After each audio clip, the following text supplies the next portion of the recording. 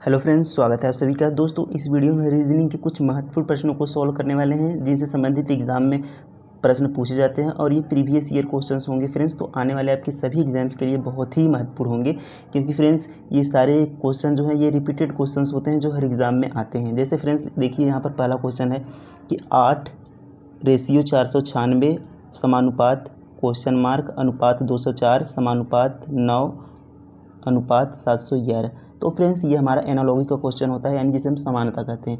तो इनसे हर एग्ज़ाम में क्वेश्चन पूछा जाता है, क्योंकि फ्रेंड्स इसे करने में हम बहुत समय लेते हैं और हमारा तुरंत माइंड क्लियर नहीं हो पाता कि इसमें कौन सा लॉजिक लग रहा है। तो कुछ ऐसे ही प्रश्नों को हम सॉल्व करेंगे जिनसे थोड़ा हमें आसानी से हम उसे सॉल्व कर पाएंगे। तो चलिए देखते हैं कि इसे हम कैसे सॉल्व करेंगे। जैसे फ्रेंड्स यहाँ पर देखिए 8:496 है, तो यहाँ पर हम 8 को जिस प्रकार 496 से रिलेट करेंगे, यानी जो संबंध इसमें होगा वही संबंध इसका इससे होगा और वही संबंध इसका इससे होगा। तो ये हमारा इसमें लॉजिक होता है कि जो संबंध आप इसमें लगाएंगे वही संबंध इसमें फॉलो होना चाहिए और वही संबंध इसमें भी। तो देखिए 8 को हम 496 कैसे लिखेंगे, यानी फ्रेंड्स 8 को 496 लिखने के लिए या तो इसमें बहुत बड़ी संख्या का गुणा हो या फिर इसका वर्ग एवं क्यूब इस प्रकार से हो। तो हम फ्रेंड्स जानते हैं कि 8 का जो क्यूब होता है, तो आपको फ्रेंड्स 20 या 30 तक क्यूब याद रखना होगा, क्योंकि ये बहुत ही ज़रूरी होता है। इनसे हम क्वेश्चन को कम समय में सॉल्व कर पाएंगे, वरना क्यूब और स्क्वायर आपको नहीं याद होंगे तो हम क्वेश्चन सॉल्व नहीं कर पाएंगे।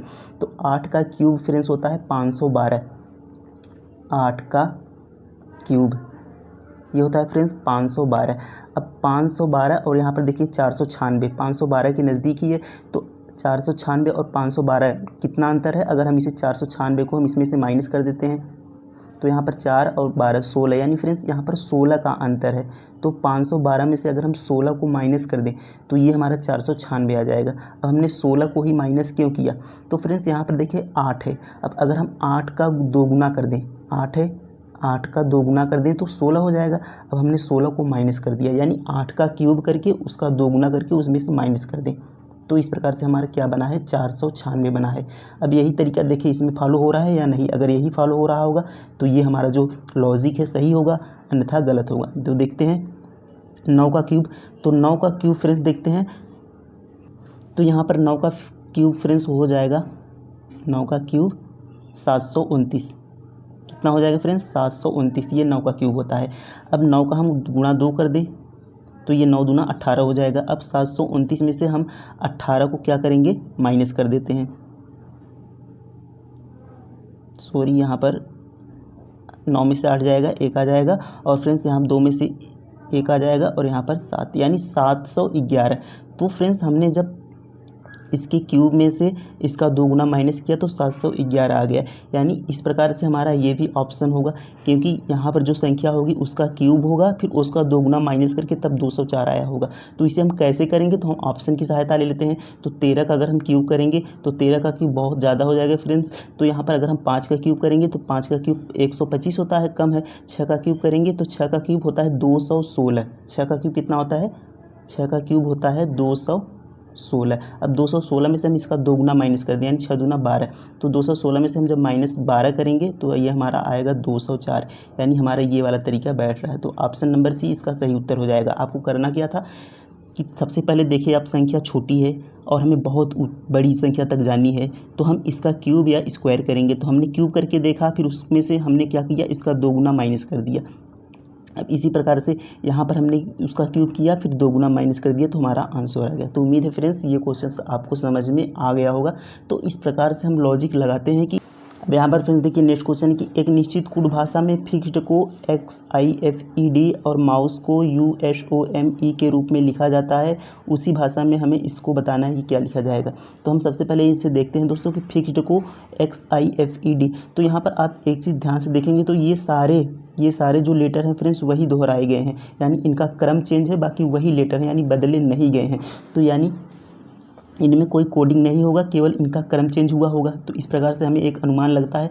तो यहाँ पर देखिए एक्स को पहले कर दिया गया है, फिर उसके बाद आई को कर दिया गया है, XIF, फिर उसके बाद ई और डी को कर दिया। अगर हम इस प्रकार से चलें कि पहले हमने यहाँ बीच से उठाया एक्स को, फिर आई को, फिर एफ को, फिर यहाँ से ई डी रख दिया है। अब उसी प्रकार से देखिए अगर हम इसमें देखें तो यू एस, यानी इसको क्या लिखा है, पहले यू हमने यहाँ से लिया, फिर उसके बाद एस लिया गया है, एस यहाँ से लिया गया है, जबकि यहाँ पर हमने देखा कि आई यहाँ पर लिया गया था, यानी इसके एक पीछे। जैसे यू है, अब हमें ओ लेना चाहिए था, पर यहाँ पर एस लिया गया है, यानी ये तरीका हमारा नहीं बैठ रहा है। तो कैसे यहाँ पर कोडिंग किया गया है देखते हैं। तो देखिए एक्स के बाद दोस्तों यहाँ पर आई लिया गया है। अब फ्रेंड्स हम देखें तो x हमारा 24 स्थान पर आता है, तो आपको प्लेस वैल्यू इनका याद होना चाहिए। x हमारा 24 पर आता है, i हमारा 9 पर आता है, f हमारा 6 पर आता है, e हमारा 5 पर, d हमारा 4 पर। तो देखेंगे 24, 9, 6, 5, 4, यानी फ्रेंड्स ये हमारा बड़े से छोटे लेटर की तरफ, यानी जो इनका प्लेस वैल्यू देखिए, पहले 24 आया, फिर 9 आया, फिर 6 आया, फिर 5, यानी बड़े प्लेस वैल्यू से छोटे प्लेस वैल्यू की तरफ है।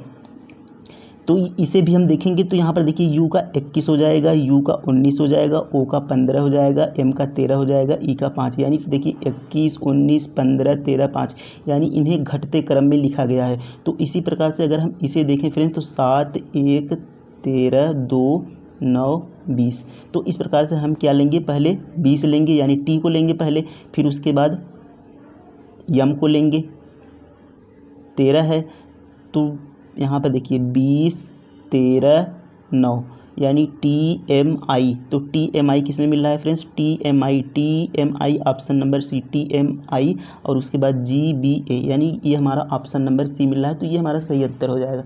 तो हमने कैसे किया कि सबसे पहले हमने देखा कि यहाँ पर फिक्स्ड है, तो यहाँ पर XI सबसे पहले इनके लेटर को चेंज नहीं किया गया है, यानी वही लेटर हैं, केवल इनके क्रम को बदला गया है। फिर हमने देखा कि X 24 पर आता है, I 9 पर आता है, F 6 पर आता है, E 5 पर, यानी इनमें जो क्रम है वह घटते क्रम में लिखा गया है। तो उस प्रकार से हमने इसे भी लिखा। तो उम्मीद है फ्रेंड्स ये क्वेश्चन आप समझ गए होंगे। चलिए नेक्स्ट क्वेश्चन देखते हैं। नेक्स्ट क्वेश्चन है फ्रेंड्स, यहाँ पर देखिए कथन और निष्कर्ष है, तो इनसे भी हर एग्जाम में क्वेश्चंस बनते हैं। तो देखिए कुछ विद्यालय महाविद्यालय हैं, तो हमने क्या कहा, यहाँ पर हमने ये मान लिया विद्यालय है, तो कुछ विद्यालय क्या है, महाविद्यालय है, तो हमने यह कुछ हिस्सा ले लिया महाविद्यालय में, एम बना दिया, एम से महाविद्यालय। अब कह रहा है सेकंड कि सभी महाविद्यालय विद्यालय हैं, तो यहाँ पर देखिए सभी जो महाविद्यालय हैं वह क्या है, विद्यालय हैं, यानी जो सभी महाविद्यालय ये किसके अंदर आएंगे, विश्वविद्यालय के अंदर। तो हमने ये बड़ा सा बना दिया और यहाँ पर हमने इसे कर दिया विश्वविद्यालय, ये हो गया हमारा विश्वविद्यालय। यानी कहा है सभी महाविद्यालय विश्वविद्यालय, तो सभी महाविद्यालय जो हैं वह विश्वविद्यालय के अंदर आएंगे।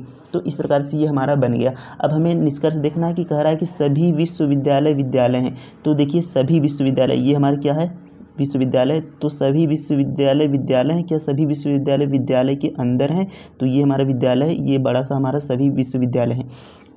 तो सभी विश्वविद्यालय विद्यालय के अंदर है नहीं फ्रेंड्स, यानी सभी विश्वविद्यालय विद्यालय के अंदर नहीं है, तो ये हमारा पहला रॉन्ग हो गया।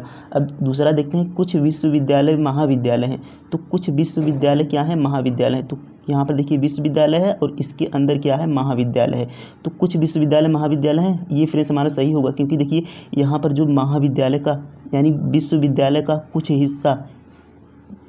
हिस्सा क्या है, महाविद्यालय लिए हुआ है, जितने में अंदर घेरे हुआ है, यानी कुछ हिस्सा महाविद्यालय विश्वविद्यालय का लिया हुआ है, यानी ये हमारा ऑप्शन सही होगा। तो सेकेंड वाला सही होगा, फर्स्ट वाला रॉन्ग होगा, तो यहाँ पर ऑप्शन केवल सेकेंड इसका राइट आंसर हो जाएगा। तो उम्मीद है फ्रेंड्स ये क्वेश्चंस भी आपको समझ में आ गया होगा। चलिए नेक्स्ट क्वेश्चन देखते हैं।